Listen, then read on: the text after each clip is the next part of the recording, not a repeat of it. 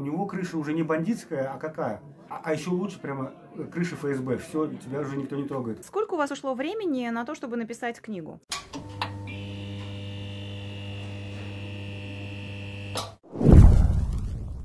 Здравствуйте, наши подписчики, здравствуйте, друзья штаба Татар. У нас сегодня в гостях писатель, очень интересный человек Роберт Гараев, который недавно выпустил книгу, которая стала очень резонансной, и очень много писали о ней в интернете. Книга называется «Слово пацана». И сегодня он у нас в гостях, мы зададим ему несколько вопросов от молодежи, от штаба, потому что не так часто приходят такие интересные люди.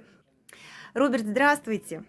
Здравствуйте. Очень приятно с вами познакомиться, и здорово, что вы к нам заглянули сегодня. Скажите, пожалуйста, когда пришла идея написать такую книгу, а главное, почему вы решили написать такую книгу, наверное, понимая, что все будет непросто и с изданием книги, и с последующей судьбой и вашей, и, собственно, книги. Откуда появилась такая мечта, такое желание, такая идея написать об этом? Ну, мне кажется, хороший очень вопрос, спасибо за него. Я всех приветствую. Наверное, мне хотелось на него ответить. Я родился и вырос в Казани в 1976 году, до 2000 года прожил в нем, и последние 20 лет я живу в Москве. Сейчас я переехал в Подмосковье, с пандемией живу в своем доме, в общем, на природе. Немножечко схожу с ума от того, что не вижу людей, но это все нормально.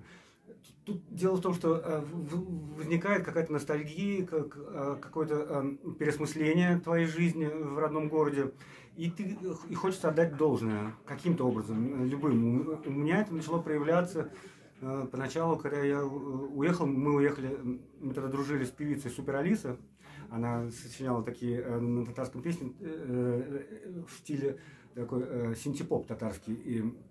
Мы тогда коллекционировали, например, фотографии звезд татарской эстрады, типа Салавата Фатхетдинова, и это был способ рефлексии по Татарстану, по Казани.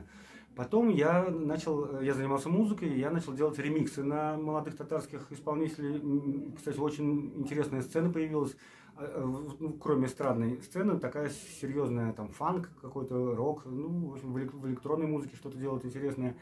И я постоянно рефлексировал, как я могу отдать должное Казани. Мне еще надо сказать, что бабушка занимается декоративно-прикладным искусством. Она уже умерла, к сожалению, 2-3 года назад. Флюра Калмурзина. Она такая известная мастерица была в казанского шва. И, в общем, она мне постоянно как-то наталкивала на мысли о рефлексии по Татарстану. И я решил вот таким странным способом рефлексировать, написать про казанские группировки. Я был сам участником группировки в начале 90-х, пару лет. Я создал паблик о группировках и начал находить героев для своей книги. Надо сказать, что формат моей книги – это интервью. То есть это интервью с участниками событий, собственно, да. Участнику событий, потому что, как вы говорите, 2 года вы были в группировке, да? У меня был инсайт, да, и я кое-что знал. Не все я понимал, потому что я достаточно в молодом возрасте вышел из группировки, но для этого были люди, которые и по 10, по 15, по 20 лет провели в группировках. Кто-то из них провел также много лет в заключении. И мне было интересно собрать такой собирательный образ о том, что... Потому что те, кто родился и вырос в Казани в 80-х, 90-х, в 70-х тоже, в общем, в основном в 80-х, они, наверное, хорошо помнят, что ни одного подростка тех лет в Казани не мог избежать судьбы, что ты будешь... То есть коснулось всех, да? Коснулось всех, и мальчиков, и девочек, и подростков, и взрослых мужчин, то есть абсолютно всех. Угу. И, то есть, получается, это как рефлексия по родному городу, вам хотелось об этом рассказать. Сколько у вас ушло времени на то, чтобы написать книгу? И, на самом деле, я быстро написал, около 3 лет, и, надо сказать, последние полгода я писал вместе со своим редактором. У меня было несколько редакторов, и был такой молодой мальчик, Камиль Садулин. Он бывший казанский журналист, теперь уже московский журналист. И в общем, вот в тот момент, когда у меня появился редактор, наша работа пошла быстро, потому что правильный редактор задает тебе правильные вопросы, вы начинаете делать структуру более четкой. И, в общем-то, моя задача была рассказать о ритуалах и о структуре группировки. Что это такое возраста в группировке, возрастная иерархия, что такое территория группировки, что такое внешние отношения. И вообще показать, что группировка – это как бы мини-государство в государстве. А какая сейчас обстановка в Татарстане? Вы коснулись сегодняшних дней или вы остановились на каком-то периоде, не знаю, там, 2000 год, например, или как? Подзаголовок моей книги «Слово пацана. Криминальный Татарстан 70-х, 2010-х». Так. Вот. Надо сказать, что больше всего написано о 80-х годах. 80-е годы это время самого распространения группировок, когда их было около 100, и они диктовали вообще всю повестку городскую, вот, уличную. Там, был бы ты подростком, там, не знаю, молодежью или там, мужчина лет 30, все равно тебя это каким-то образом касалось. Есть главы, посвященные современному состоянию группировки. Надо сказать, что группировки, в общем-то, никуда не делись. Они изменили немного тактику, они трансформировались, потому что сейчас Россия – это силовое государство, Татарстан – это, в общем, так же. Поэтому группировки не могут так расправить свои крылья, как это было в 80-х и в 90-х, особенно, когда государственные институты были слабы. Но вот по инерции это как-то все еще существует, уже на окраинах города, уже не так глобально, как это было в те годы, но проблема осталась. А вы как думаете, с учетом вот этой нашей цифровизации и такого всепроникновения уже вот глаза большого брата, что называется, да, государства во все, ну, есть плюсы и минусы, конечно, в этом, это уже, в общем-то, прекратит свое существование, вот такое понятие, как группировка, или это постоянно будет во что-то трансформироваться? Вот если, в принципе, уже все известно и все видно, как группировки могут существовать в дальнейшем, в будущем? Вы правильно задали вопрос по поводу трансформирования. В общем, на самом деле, раньше это был такой социальный лифт для подростка. Подростки во втором или третьем поколении, родители приехали из сельской местности, менталитет сельский, там охрана своей территории. Вот сейчас это стал социальный лифт для гостей Средней Азии, как ни странно. Вот одно из наблюдений, десятые годы, в казанских группировках очень много узбеков, таджиков, таких ребят, которые приехали из Средней Азии. То есть вот там они видят свой социальный лифт. Подростку, уже которому вырос в Казани, уже там четвертое, пятое поколение, ему особенно там делать нечего.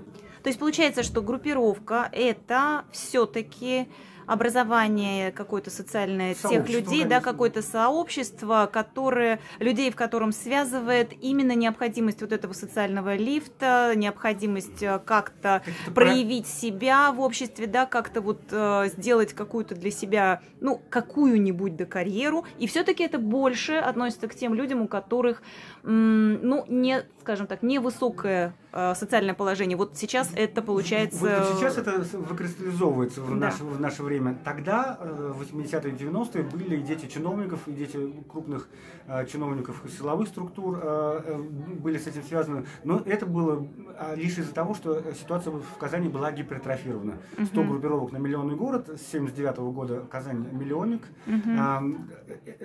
Это много. Это много. Это много, поэтому это касалось уже всех. А вы верите в то, что преступность можно как-то победить? Вы верите в то, что мафия смертна? Так и было в Казани, да, в 90-е годы вот эти группировки трансформировались во взрослую ОПГ, и тогда миром стали править деньги и экономика, то есть и мы, в общем-то, превратились в страну из социалистической в капиталистическую. Я верю, что смотрите, такое есть представление о преступности, оно превратное, о том, что преступность – это такая какая-то некая организация, которая противостоит устоям государства. На самом деле криминал во всем мире, он скорее, это такая теневая структура, она зеркалит государственное устройство, когда что-то меняется в государстве, меняется что-то и в криминале. И если наше общество будет более правовым, у молодежи будет больше социальных лифтов, возможностей, карьерных каких-то, если будет образование правильное, профессиональное, для кого-то там высшее, учебное, то есть какая-то возможность будет даваться молодым людям в других сферах, то, конечно, это может изжить себя. Роберт, какова судьба книги, когда она вышла точно, да, и что с первым тиражом? конец ноября мы вышли на бумаге, или даже уже начало декабря, после того, как прокуратура Республики Татарстан решила ее проверить на экстремизм, она, ну, в общем, запустила механизм, как эффект Стрейзанд, говорят. Ну, в общем, людям показалось, что раз прокуратура к этому имеет интерес, то, наверное, что-то стоящее. И первый тираж, ну, он был небольшой, около 2000, он был еще продан до Нового года. Распродан полностью. Сейчас вот уже к концу января мы ожидаем приход нового тиража. И будет презентация книги в Казани.